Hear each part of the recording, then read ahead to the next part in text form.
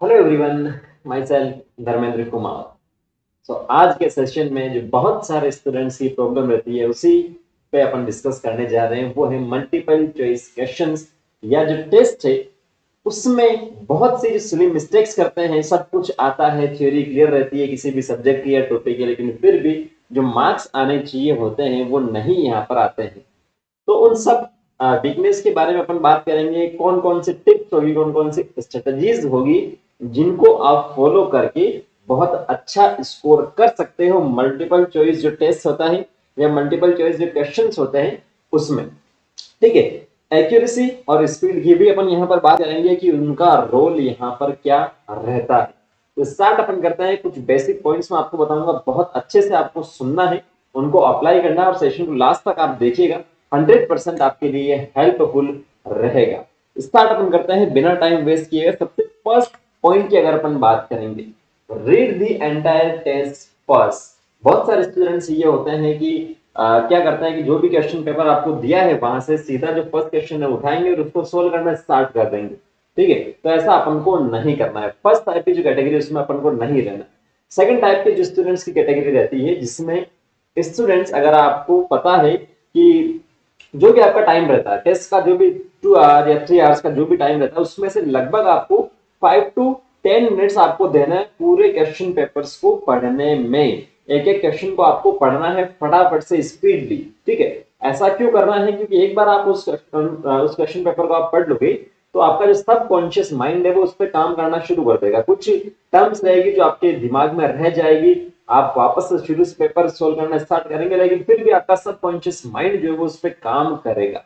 ठीक है। और आपको उसमें काफी हेल्प मिलेगी। ठीक है। तो बिल्कुल भी आपको नहीं करना है कि क्वेश्चन पेपर आया और सीधा सोल्व करना स्टार्ट कर दिया। तो ये क्वेश्चन फ्रेम कैसे होते हैं आपको पता है कि जैसे मान लीजिए कि आपके 50 क्वेश्चन से किसी भी सब्जेक्ट में, फिजिक्स में मान लीजिए आप, तो उसमें से वो क्या करेंगे, पहले के 3 क्वेश्चंस जो है वो इजी दे देगा, उसके बाद में वो आपको वहां पर फोर्थ नंबर का जो क्वेश्चन है वो हार्ड देगा, और उसमें अगर आप फंस गए तो पूरे पूरे चांसेस है आगे के सारे क्वेश्चन वहां पर क्या कर दोगे, आप गलत कर दोगे। तो क्वेश्चन पेपर पढ़ने का या टेस्ट पेपर पढ़ने का एक ये भी अपने पास बेनिफिट है कि आपको ये आइडिया हो जाएगा कि कौन सा क्वेश्चन मैं पहले कर सकता हूं या कर सकती हूँ, कौन सा मुझे बाद में करना है। ऐसे ही अपन करेंगे, इजी टू हार्ड अपन चलेंगे तो काम अपना और आसान यहाँ पर हो जाएगा। तो फर्स्ट पॉइंट आपको ध्यान में रखना है, read the entire test first. Second में आपको ध्यान में रखना है, रीड द डायरेक्शंस केयरफुली। किस डायरेक्शन में वो पूछ रहा है। डायरेक्शन का मतलब ये नहीं कि नॉर्थ ईस्ट वेस्ट साउथ की अपन बात कर रहे हैं, नहीं। डायरेक्शन की ये अपन यहाँ पर बात नहीं कर रहे हैं। ठीक है। वो क्या पूछना चाह रहा है उसकी अपन बात करेंगे। बहुत बार ऐसा होता है कि कुछ क्वेश्चंस जो होते हैं एक टॉपिक्स को दूसरे से रिलेट करके पूछा जाता है। ठीक है, चाहे बायो में ले लीजिए, फिजिक्स केमिस्ट्री, किसी में भी आप ले लीजिए। ऐसा नहीं कि केवल एक टॉपिक आपको एक चैप्टर दे दिया तो उसी में से पूछेगा, नहीं। वो एक क्वेश्चन में 4 चैप्टर को भी यहाँ पर एक दूसरे के साथ में क्या कर सकता है, जोड़ सकता है। तो वो आपको ध्यान से देखना पड़ेगा। अब आपने पूरा एक बार का एंटायर टेस्ट पेपर पढ़ लिया है, रीड कर लिया, उसके बाद में जो भी क्वेश्चन आप पढ़ने जा रहे हैं, जो भी सब्जेक्ट आप सोल्व करने जा रहे हो, एक एक क्वेश्चन को बहुत अच्छे से आपको पढ़ना है कि वो एक्चुअल में क्या पूछ रहा है अपन से। ठीक है। सिली मिस्टेक्स होती है वो इसी से अपन अवॉइड कर सकते हैं। क्लियर है? तो डायरेक्शन आपको बहुत अच्छे से ध्यान में रखनी है। Watch out for visual words, ये बहुत ज्यादा इंपॉर्टेंट है। विजुअल वर्ड्स की बात करेंगे, वो आपको सर्च करना पड़ेगा, आपको वो ढूंढना पड़ेगा उस पेपर में, उस क्वेश्चन में।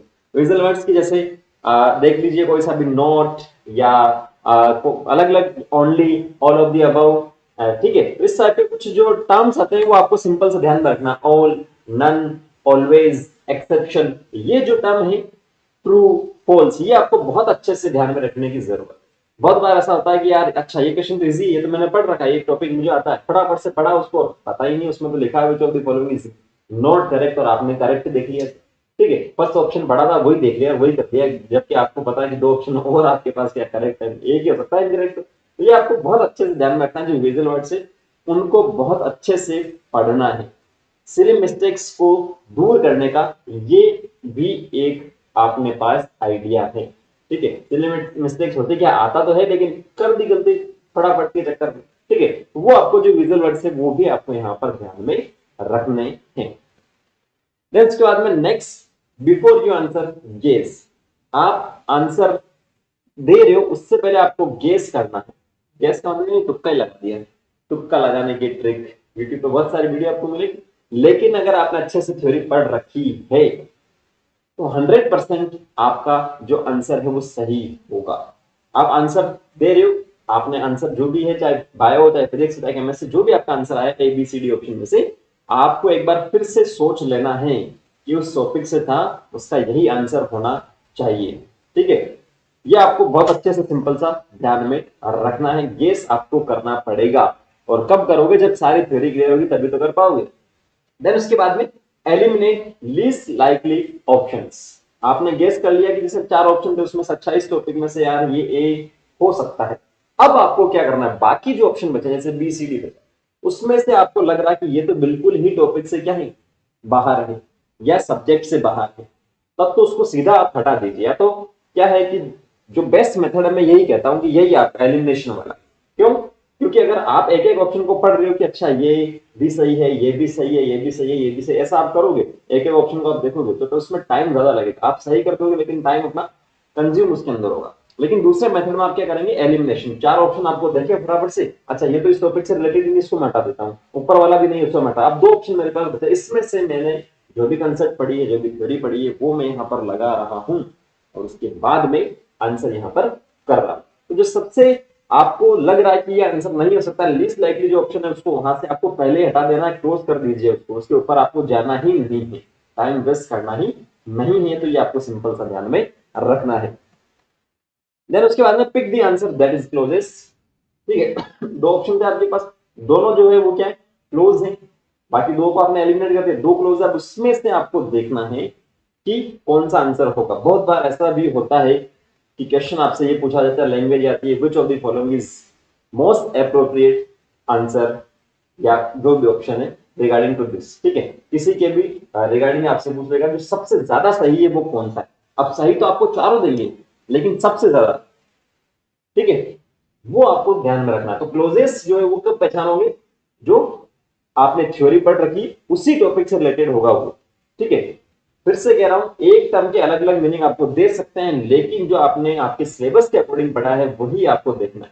ठीक है, डेफिनेशन दे दिया, टर्म का मीनिंग दे दिया, अलग से आपको दे देंगे किसी भी सिलेबस से रिलेटेड, लेकिन किसी भी दूसरी डेफिनेशन में देंगे, लेकिन आपको वही बतानी है जो आपके सिलेबस से रिलेटेड है। जो क्लोजेस्ट है वही आपको यहाँ से बताना है। जैसा भी मैंने एग्जांपल भी आपको दे दिया, pick the answer that is closest. Then pay the attention to your hunches. Hunches मतलब क्या, आपके पास अटेंशन आपको देना है। हंचेस मतलब अंदर वाली गट फीलिंग जो होती है, अरे यार इसका ये ही लग रहा है मेरे को, होता है ना। जब क्वेश्चन पेपर आपने दे दिया, जमा करवा दिया मार्कशीट, उसके बाद में घर पे गए, रूम पे गए, देखा मुझे लग रहा था, मुझे लग रहा था इसका यही आंसर होगा, लेकिन फिर भी मैंने वो नहीं किया, मैंने दूसरा किया। तो वो उस टाइप की जो फीलिंग होती है वो क्या है, आपके हंचेस है। ठीक है, लग रहा है आपको कि वो डेटा है वहां पर, लेकिन मुझे यही आंसर था मेरे हिसाब से, तो यहाँ आपका जो -1 हो रहा था वो बच जाएगा। तो जो भी आपकी गट फीलिंग है या फीलिंग्स है, जो हंचेज है, उनको आपको इग्नोर नहीं करना है। ऐसा नहीं कह रहा कि वो आपके दिमाग में आ गया तो वही आंसर करना, आपको इग्नोर नहीं करना, आपको रीरीड करना उस क्वेश्चन को, उन ऑप्शंस को, जिससे आप कंफर्म हो जाओ हाँ ये आंसर है। क्लियर है, बिल्कुल भी आपको कंफ्यूज नहीं होना है। ठीक है, देन उसके बाद में यूज ऑल योर टाइम। आपका जो भी टाइम है उसको 100% आपको यूज में लेना है। ठीक है, 100% आपको यूज में लेना है।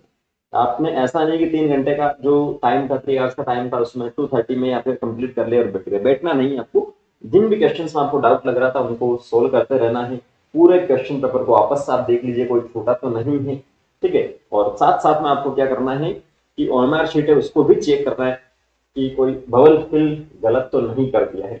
तो जितना भी टाइम है आपको उसको यूज में लेना। एक और पॉइंट मैं यहाँ पर आपको बताना चाहूंगा, जो closest, pick the answer that is closest, ये फिजिक्स केमिस्ट्री एंड बायो तीनों में अप्लाई आप कर सकते हैं, किसी भी सब्जेक्ट में कर सकते हैं। जहां पर जैसे फॉर एग्जांपल कैलकुलेटिव कोई पोर्शन आ गया, ठीक है, कैलकुलेटिव पार्ट आ गया आपके क्वेश्चन में, तो उसमें आप क्या करोगे, 4 ऑप्शन आपको दे दिए, 25.61, 20.72 या 15.70, या आपको दे दिया 24.20। ये 4 ऑप्शन आपको दिए किसी भी कैलकुलेशन में। ठीक है, तो अब आप एक क्या करोगे, क्वेश्चन आपने उठाया उसको सोल्व कर रहे हो पीछे की तरफ, यहाँ पर भी स्केच आपके पास पूरा सोल्व आपने कर लिया, आपको आंसर लगा कि यार 20.72 आ रहा है मेरा तो आंसर, और वो ऑप्शन भी है।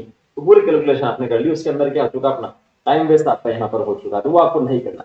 जैसे ही आपको जो भी आपने कैलकुलेशन की, 2 आपके पास आया, 0 आपके पास आया, वो एक ही ऑप्शन में आपको गिवन है और यही से आपका क्या हो जाएगा, आंसर हो जाएगा। 0.72 की जो कैलकुलेशन है वो आपको यहाँ से नहीं करनी है। आ रही बात समझ में? तो जो क्लोजेस्ट है वो भी इसी पॉइंट से यहाँ पर आपको ध्यान में रखना है। आपने क्या कर लिया, टाइम यूज में कर लिया, साथ साथ में ये सारी बातें जब आप कर लोगे, जब भी आपके कोचिंग में आप टेस्ट दे रहे हो या जहां पर भी आप पढ़ रहे हो, ये सारे आपने अप्लाई कर लिया, तो जो मेन एग्जाम है वहां पर आपकी जो स्पीड और एक्यूरेसी, एक्यूरेसी का मतलब जितने आपने क्वेश्चन किए हो लगभग सारे सही होने चाहिए, और स्पीड का मतलब पूरा टाइम आपने क्या किया है, यूज में लिया है। ठीक है, उससे पहले ही आपने कर लिया है, तो एक बार वापस से रीचेक आपने कर लिया है कि कौन सा सही है और कौन सा गलत है। किसी भी एग्जाम को क्रैक आपको करना है, और नीट जैसा जो एग्जाम है उसको बिल्कुल क्रैक करना है आपको, तो दो आपकी जो बातें हैं वो होनी चाहिए आपके अंदर। एक तो स्पीड, पेपर सोल्व करने की स्पीड, और दूसरा accuracy. Speed with accuracy is the key of selection in NEET. Clear है? तो ये आपको ध्यान में रखना है। तो ये कुछ बेसिक जो टिप्स है वो आपको ध्यान में रखना है, इससे बहुत आपको हेल्प मिलेगी। ठीक है, आई होप ये सेशन आपके लिए काफी काम का रहेगा, हेल्पफुल रहेगा। नेक्स्ट सेशन में मिलते हैं। अगर किसी टाइप का आपको डाउट है तो कमेंट सेक्शन में कमेंट करके पूछ सकते हो। Thank you, all the very best, जय हिंद।